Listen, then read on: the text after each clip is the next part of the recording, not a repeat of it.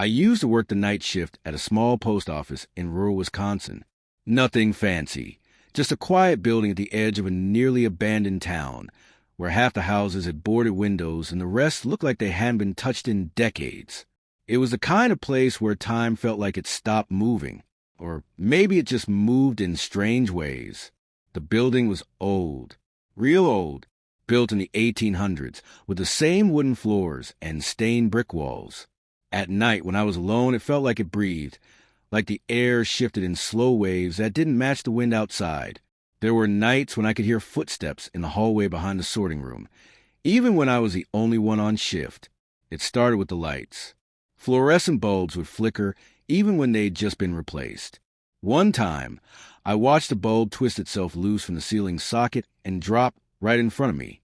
No explanation, no vibration, just like it unscrewed itself. The cameras were worse. We had this old monitor system that showed grainy black and white feeds from 6 different corners of the post office. Every now and then, around 2:17 a.m., one of the feeds would glitch. Not all of them, just the one that showed the mailroom door. I'd see static, then the screen would freeze. And sometimes, just before it did, I'd swear I saw someone standing in the hallway. A tall figure, completely still, no face, just a black outline. At first, I thought I was hallucinating from lack of sleep, but then I started noticing the letters. Letters with no return address, no stamps, just names written in shaky, almost childlike handwriting. The first one was addressed to me. Inside was a single line, "Don't stay after 2:17. The next night, another letter. They watch from the walls. And the third one chilled me to my bones. You've already seen them. Don't turn around. I didn't tell anyone. What would I say? That I was scared paper? That the post office was sending me warnings? I just kept working, hoping it was someone's idea of a sick joke. But then one night, I made the mistake of staying too late. That night, I was running behind. A late truck showed up, and I had to process everything manually. By the time I finished, it was 2:31 a.m. The building was dead silent. I was walking to the front to grab my coat when I heard a sound that made me stop cold. It was a sound of paper being torn slowly. Not one sheet. Dozens. Like someone was ripping through letters, one at a time. I turned the corner and looked into the hallway. There were letters everywhere, raining from the ceiling like snow. Hundreds of them. And in the middle of it all was that same tall figure. No face, just standing motionless as the letters floated around him. I blinked and he was gone. The letters were real. I picked one up. It had my name on it, again, but this time the message was longer. We told you not to stay. Now you belong to the mail. The lights flickered so hard I thought the whole place would explode. I ran. I didn't grab my coat, my bag, nothing. I just bolted out the door and didn't look back. The next morning, I called in sick. Then I quit by email. I never went back to that post office again.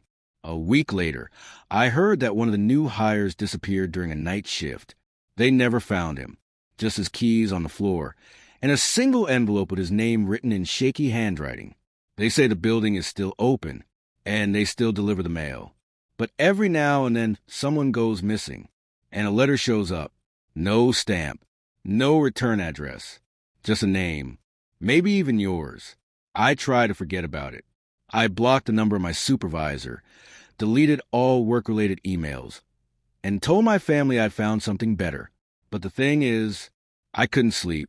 Every night around 2:17 a.m., I'd wake up, just wide awake, like something had touched me. Sometimes, I'd find the old envelopes on the floor of my room. Same shaky handwriting. Still no return address. I thought maybe I was being followed. I even set up a camera in my room, but it never showed anything. Just a flicker of static at exactly 2:17 a.m., and then silence. One night, I finally opened one of the letters that showed up at home. It said, "You can't leave the system." I was already paranoid, but that made my skin crawl. What system? The mail system? The post office? What does that even mean? I started researching. Turns out, The post office I worked at had a strange history. A man named Lester Pruitt went missing there in 1964. He was also a night shift worker. And another man in 1988. Both cases were labeled as voluntary disappearances. But both families said the same thing. They kept receiving letters long after their loved ones went missing. Letters with no stamps, just names, and warnings. I even drove past the post office once, just to see it. I stayed in my car. It was around 1 a.m., and I swear in one of the top windows, I saw that same faceless figure, standing completely still. The part that still gives me chills, the window was boarded up from the inside. I drove off and never went back again. But I wasn't free. Not really. 2 weeks later, a friend of mine, Mike, asked me if I could help him move into his new apartment. I hadn't told him anything about what happened. So I figured it would be a good distraction. We were clearing out boxes late into the night. Around 2 a.m., I went down to the storage unit to grab something he forgot. The hallway light was dim, and as I turned the corner, I froze. An envelope was sitting on the ground, not addressed to Mike, addressed to me. Inside was another message. We deliver what cannot be returned. Suddenly, all the lights shut off.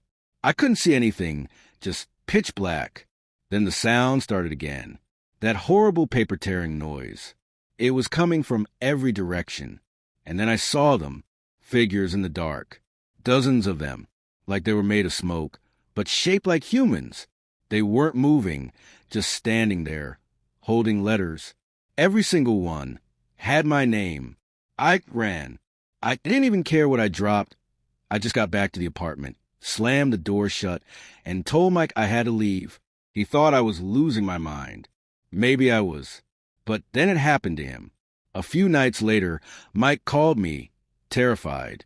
He said someone had slipped a letter under his door with no address, just the words. Wrong delivery. Now he's marked too. I begged him to leave, to move out. He said he would, but he never got the chance. The next night, Mike vanished. His apartment was found wide open. Nothing stolen. No signs of struggle. Just one letter left on his bed. Returned to sender. I haven't talked to anyone since. I don't answer the door. I moved to another state. Burned everything I owned from that job. Uniform, ID badge, even the shoes. But the letters still come, every few weeks, always at 2:17 a.m. Sometimes they're blank. Other times, they say things like, "Stop running. We always find you." The mail never stops. I even tried burning one. And the next morning, I woke up with a burn mark on my hand, in the exact shape of a postage stamp. So now I just collect the letters, keep them in a locked drawer. Over 70 of them now. I haven't slept through the night in over a year. And lately I've started hearing that sound again, the paper ripping. Even when there's nothing there, I know how this ends. I've read the final letter. The one I know I'll get eventually. It just says, last delivery. I stopped going outside. I stopped talking to people. I kept my phone off, kept the lights on at night, and watched the clock every evening. 2:17 a.m. became a curse, a countdown I couldn't avoid. But no matter what I did, the letters kept coming. I once buried 20 of them in a remote field. The next day, they were all back, lined up perfectly on my doorstep, dry, clean, as if they'd never touched dirt. Each one had a new line. This time, they didn't warn me. They blamed me. You opened the door. You carried them with you. You are the post. That one messed me up. What did that mean? I am the post. Then things escalated. I started seeing marks on my walls. Faint outlines like handprints. Or mail stamps. Some bled ink. Others had scratches underneath them, like something had tried to claw its way in. Or out. One night, I found my bed covered in shredded envelopes. And in the center, a blank piece of paper. Except for one word. Soon. The next morning, I went to the mirror. My eyes looked darker, sunken, not just tired. I looked wrong, like I was fading, piece by piece. And when I blinked, I swear I saw something standing behind me. A tall, dark figure, motionless. When I turned around, nothing, But the mirror, it fogged over, and across it was scratched. Return address found. I decided to fight back. I drove to a different state, found the oldest archive I could locate, and started digging into the history of the postal system. Not the public stuff, the buried, sealed-off stuff. I found a name, the Dead Letter Office. Supposedly, it was an unofficial branch, created to handle mail that had no sender and no destination. Letters from the void. Some said it was a sorting facility for things that weren't meant to be read, a spiritual quarantine zone. Rumors said it was shut down decades ago, after an entire team vanished during a night shift. And guess what? It was located just miles from the post office I used to work at. I had to see it. Call me stupid, but I needed answers more than I needed safety. The building was gone, demolished, but the foundation remained. I stepped into the ruins around midnight. It was cold, too cold for summer. And then I heard it, a sound I'd grown to fear more than anything. Paper, tearing. Behind the rubble, I saw a staircase, almost hidden, leading down. There shouldn't have been a basement. I followed it. What I found down there was not human. There were rows of shelves, metal, rusted, filled with envelopes, hundreds of thousands, maybe millions, all identical, no stamps, no names, until I saw one on the far wall. It was glowing, faintly. I stepped closer. The envelope had my name. Inside wasn't a message.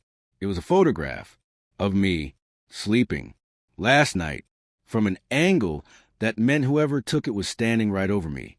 I dropped the photo, backed away, and then I saw them. Figures. Dozens. Maybe more. All standing between the shelves. Not moving. Not breathing. Each one holding a letter. Their faces were wrapped in paper. Blank sheets. As I turned to run, one of them reached out and whispered, "Delivery complete." I don't remember getting out of the basement. I don't remember getting home. But the next morning, I woke up with a new letter on my chest. "You've been sorted." And that's when the real nightmare began. Now, every person I interact with gets a letter. They don't understand it. But I see it happen. A co-worker I spoke to once, gone. My landlord, disappeared. And every time, a new envelope shows up at my place. Like I'm delivering them. Like I become part of the system. A walking dead letter office. They use me. They are me. I don't know how many more I'll deliver before they come collect me too. But if you're reading this, if the story found you, check your mailbox. If there's an envelope with no return address, do not open it. Don't read it. Don't bring it inside. Because once it knows your name, it never forgets. And it always delivers. Even if it has to go through you. The end.